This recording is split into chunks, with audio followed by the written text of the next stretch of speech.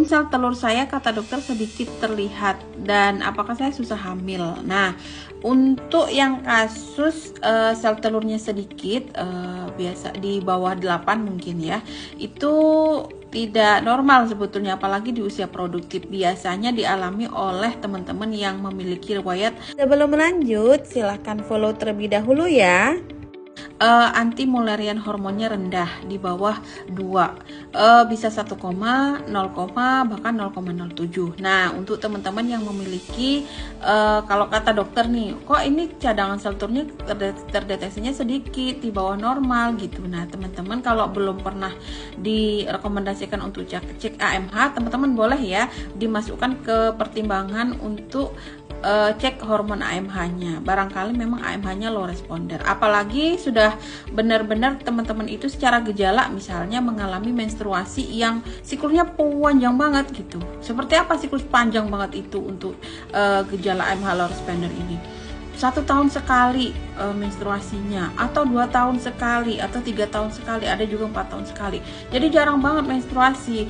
Untuk menstruasi itu harus dipicu dulu oleh obat hormon gitu, dan setiap mau menstruasi selalu konsumsi obat hormon.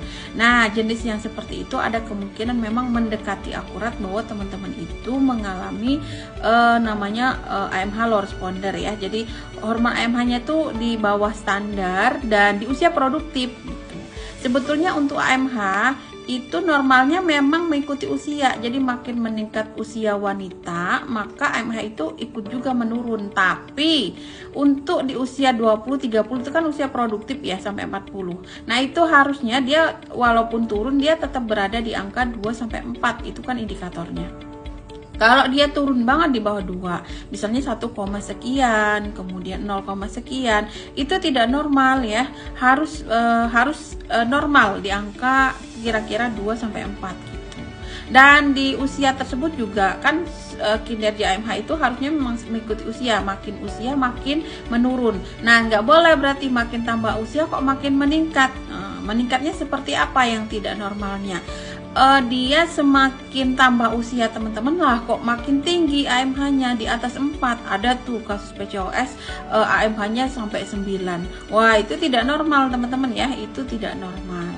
Nah, jadi untuk yang tadi nih, sel telurnya terdeteksi sedikit, kemudian secara USG ya, sel telurnya terdeteksi sedikit, kemudian menstruasinya siklusnya panjang banget. Tadi contohnya panjang bangetnya itu 1 tahun sekali, 2 tahun sekali, dan bisa 3 atau 4 tahun sekali. Sekalipun mau menstruasi itu harus konsumsi obat dulu gitu.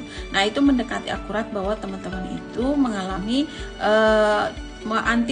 anti Mullerian hormon. AMH-nya tuh di bawah standar atau low responder gitu ya. AMH low responder. Nah, jadi Bunda bisa cek AMH, dan kalau untuk kasus cadangan ovarium yang sedikit itu, kalau sel telurnya masih terdeteksi dan kualitasnya bagus, itu bisa banget berhasil hamil secara alami.